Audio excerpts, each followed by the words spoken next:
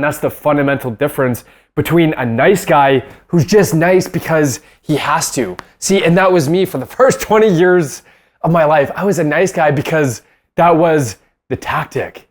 That's all that I had in my arsenal. And so that was my de facto.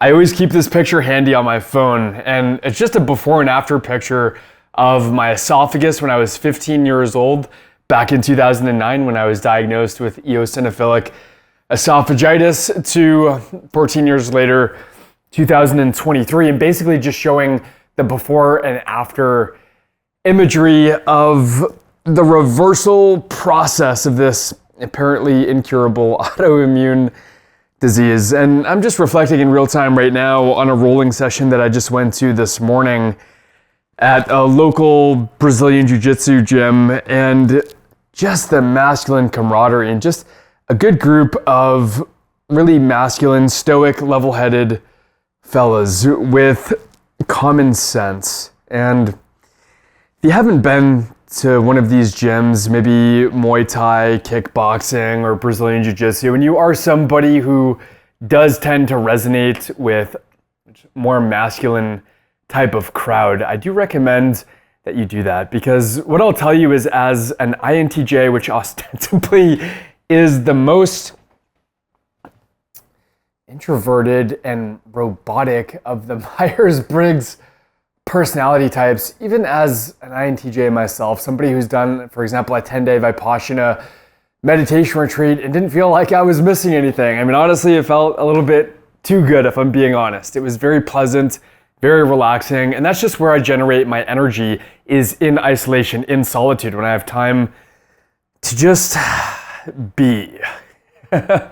Just be by myself. But that being said, there is this saying in personal development that you do become the average of the 5 people that you surround yourself with. And the truth of the matter is that the overwhelming majority of us, myself included, are not amidst the most excellent of company day to day. You know, if you think about your 9-to-5 grind, most likely that's going to be exposing you to folks who just have less than productive paradigms that they're operating out of. And most likely they don't have growth mindsets. Most likely they're not trying to get better at life, but rather are bitching about being bitter about life. And I think if you go to one of these Brazilian Jiu-Jitsu gyms, for example, you'll find a group of people who are just very capable individuals and have a lot of self-efficacy.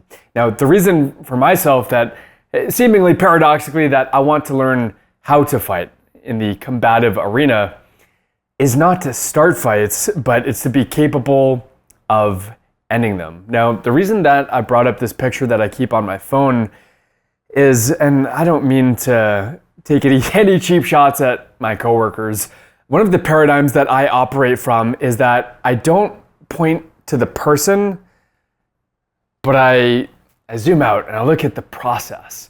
And so I'm not going to say her name, but one of the coworkers that I work with is somebody who I actually showed that picture to. And I'm not sure what sort of thoughts get conjured up in your mind when you see that, but I think at least it must scratch the surface of invoking curiosity. And as somebody who has a doctorate degree, I was just surprised by the exceedingly transient nature of consideration that was given to what I would characterize as the profundity of that picture. And wow, it just makes you realize the echo-chambered nature of academia. And look, I was part of that as well, having gone to pharmacy school and just being conventionally trained and not being able to see outside of that. I can see how that can be self-reinforcing, and it's just very fascinating how somebody who has the intelligence to get through pharmacy school, but is not able to give that picture, I think, the due respect and consideration. Just to give context, there was this woman who was shopping for her son who had been diagnosed with eosinophilic esophagitis, which is becoming increasingly prevalent that we see in the population. And the thing is that she was looking for something to help her son, right? She's doing her best, just out of love. I think we're all doing our best. I'm doing my best. I'm sure you are as well. And the problem was that this coworker of mine, a pharmacist, was just giving the automated response. Now, I actually felt really guilty about not having intervened, and that's on me. So for all of the finger wagging and pointing that I'm doing at my coworker, again, I try to focus on the process. But that being said, if anyone's to blame, it's me, because, and this is actually really sad and pathetic, I didn't intervene. I didn't stick up and say something when this pharmacist was recommending a proton pump inhibitor. And that would be the conventional, within the context of the treatment algorithm, that is what you would actually dispense to this mother for her son. And I just, in hindsight, in retrospect, I felt so ashamed, and I really felt the pain of that, because that kid is me, and that woman is my mom, and we're all just doing our best with the information that we have. Now, and this is going to sound like a cop-out, and this is just obviously my irrational justification, but I had just been starting out with this employment, and I was new to the position, and I was being shown the ropes by this woman, this pharmacist, who was making this recommendation. And that's just sort of an unwritten, tacitly understood ordeal where you don't go against what another colleague of yours is saying. You let her do the counseling, you let her do the recommendation, and you'll take the next person, for example. Again, that's just me justifying what is frankly unjustifiable, because I've been through the ringer, man. I've been to hell and back, and I just couldn't believe the fact that after showing her this picture later on, about an hour later, I said, geez, like, what was that all about? I'd kind of overheard from the periphery, and she said that eosinophilic esophagitis is something that she's seeing more of in the community pharmacy setting. And yeah, I just pulled out my phone. I said, look, this has been the bane of my existence. Check this out. And again, just the short-lived, utterly transient nature of the interest that sparked, if any, upon showing her that picture. But again, it's the process that she's a part of, that I'm a part of. Just this paradigm that we can't break out of, this pharma-first paradigm that this guy, Nick, who I was rolling with this morning, by the way, who is just very, very dangerous. I mean, he was setting up some triangles. I'm thinking I've got the superior position, and he pulls out all of this nonsense. I did something really dumb, by the way. I had him... I had his back. Of course, he let me take the back, and I get my hooks in, just meaning I get my legs wrapped around him, and then I crisscross my legs, my feet, and he does some sort of an ankle lock. It's like starting to break my ankle. Just really dumb stuff. But what I really love about Brazilian Jiu-Jitsu, and what I like about rolling and just the 2 days that I've done it back to back here, is the fact that you get this immediate feedback. And it's just this very, very masculine process of getting in pain, having some skin in the game. I mean, I was bleeding yesterday. My skin is still really messed up. It hurts to walk, but I like that. I love that. It's awesome, because that pain is then going to change my approach. That pain is going to be a motivator, and I'm going to seek the aversion of that by way of improving my technique, not least. Now, after sparring, here's the thing. I was shooting the shit with Nick. We're just talking about life and, what brought us to the dojo and where we were headed afterwards. This was this morning. And he asked me where I was living, and I live right above, actually, this. I was just kind of making a joke with him. I said, I live above Hot Suppa, and on the weekends, I can smell the bacon, and it smells so good. Like, literally, the fumes emanate and elevate like through the floor, and I can smell the breakfast that they're cooking down below. And he knew exactly where that was, and he said, geez, he made a joke I'd gain like 20 pounds or something, if I lived there. And I said, look, man, yeah, I would too if it wasn't for this condition that I have, eosinophilic esophagitis. Now, here's the thing. I didn't have to show Nick my before and after of my esophagus. I was actually really tempted to, but I don't know. I didn't even know where my phone was, so I didn't want to bother, just amidst a properly flowing conversation. But what I told him is that I put food first. And I also told him that I was a pharmacist. And he said, "Oh, nice, man. Like, what sort of dietary approach did you take? Did you do carnivore?" And it's like, holy crap, man. Like, he basically hit the nail on the head. So I do carnivore plus carbohydrates. I just told him that I happen to feel better with carbohydrates in my diet to support the anaerobic training that I do in the gym. And even Brazilian Jiu-Jitsu, I believe, is behooved by having carbohydrates. If you think about the highest level anaerobically trained athletes, for example, at the level of the Tour de France, and people always point to this guy who they say he was keto adapted, but it's look, man, when the rubber meets the road, no keto athletes are winning the Tour de France, past, present, or future. It's not going to happen. It's a physiological impossibility relative to people who are utilizing carbohydrates. Now, the thing is that I didn't have to show Nick this picture. He was talking about carnivore. I told him I met Sean Baker, flew out to his house, and the whole bit. And he just got it. He just understood, like, yeah, of course, food first, that fixes your physiology. So here we've got Nick, who by his own admission, this is another thing that I love about these guys, is it's not that they're humble in a false humility fashion, but rather they're just very honest with themselves. And he said, look, like, I'm not the smartest sort of a guy. Meanwhile, you've got my apparently intelligent, by frankly, for all intents and purposes, like a very high IQ, high mental bandwidth individual who was frankly captured by the same academic echo chamber that I had fallen into previously. And if I hadn't seen this for myself, if I hadn't reversed an apparently incurable autoimmune disease, EOE, then yeah, I don't know. I would like to think that as just a naturally open-minded person, I like to think if somebody showed me that picture, like that would spark inherent curiosity within me, and I would love to expound upon that and learn more.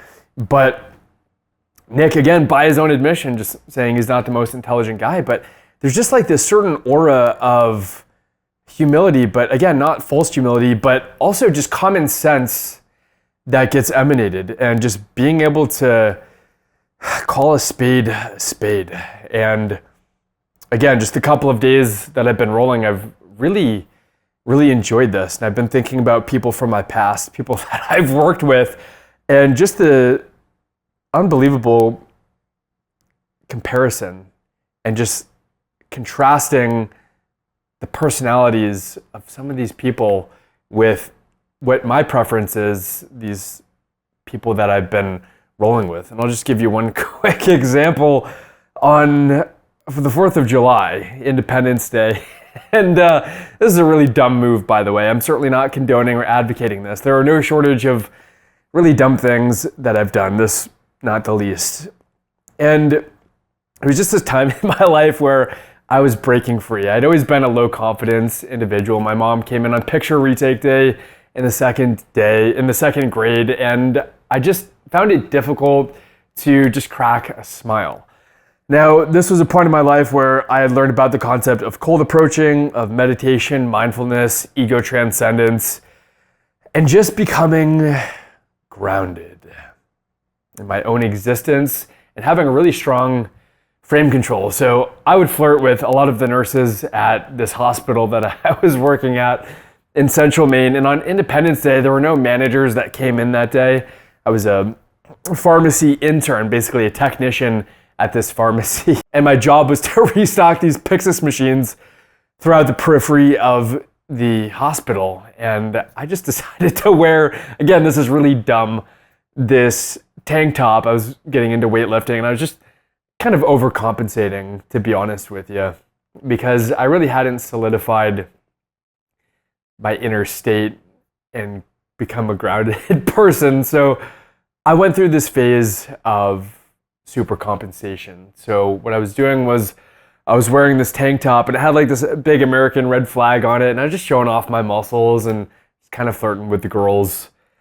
around the hospital. Again, I'm not proud of this, but what struck me as really odd is that the next day, Kevin, the chief pharmacy operator, the CPO, pulls me aside into his office and has to have a talk with me about it.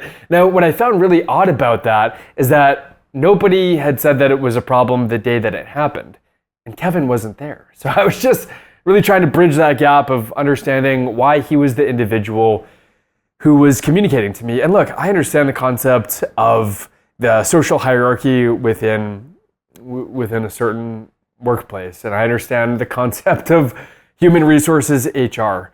But just as a human being, I just intuited that something was wrong, something was off, and quite frankly, I just found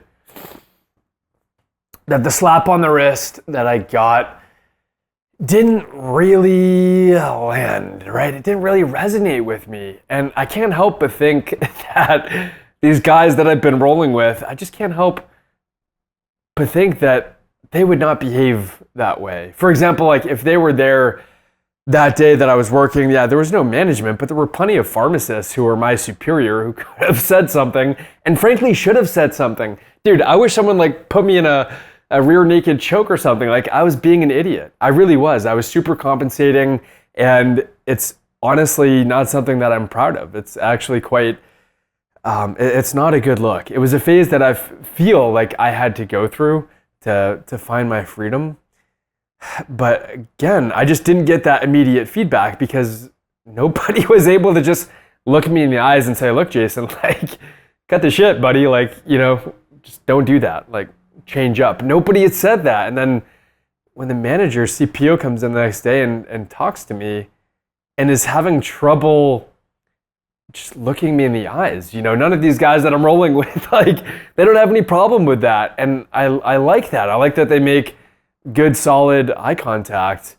And for no other reason than that, it just agrees with my intuition. Now, maybe my intuition's off. Maybe you happen to enjoy a more effeminate sort of a man, and that's fine too. I've got plenty of friends and acquaintances and people in my periphery who are not the most masculine of sorts, but I've just found this to be a really healthy dose of masculinity, and something that I've found throughout my personal development journey has increasingly resonated with me as I've really solidified and mastered my own masculinity. It just feels right to me. That's kind of the bottom line for me. And I would encourage you to really explore that, to really use your intuition and your faculties and to really think about this. How do you feel around certain people? Now, something that I pride myself on is being able to get along with anybody. And I think there's a certain value to that. But I think it's also valuable to, again, as aforementioned, keep in mind that you do become the average of the 5 people that you hang around the most. And so this idea of consciously curating your environment, I think, is really prudent, because the truth is that if I don't go roll in the mornings and introduce adversity to my life, knowing that overcoming that and refining my resolve as a human being increases my capacity to henceforth reconcile the inevitably adversarial nature of life that I'm going to be encountering. See, if I don't do that, then I'm going easy on myself, and life invariably is going to be hard on me. So I guess you've really got a few options fundamentally. You can either go easy on yourself on the front end, or life is going to go hard on you on the back end, or you can go hard on yourself on the front end. Cultivate some character. And that's going to make life a lot easier and more enjoyable on the back end. So I think you want to have these experiences of boom, expanding, exploring the edge of your comfort zone, getting outside of that and seeing what that's like, and then coming back. And there's a difference between having experienced that and coming back versus not having done that. I was rolling with Brazilian Jiu-Jitsu black belt Eli this morning, who tapped me no shortage of times in just a 5-minute sparring session.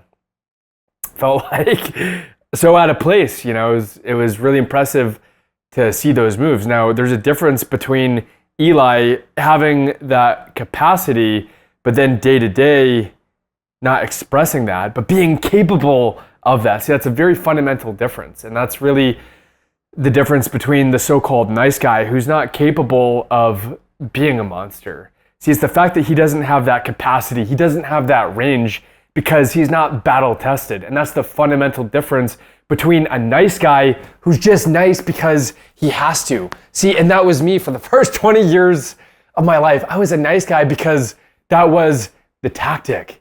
That's all that I had in my arsenal. And so that was my de facto approach because I didn't have that range. I didn't have those experiences of getting out of my comfort zone.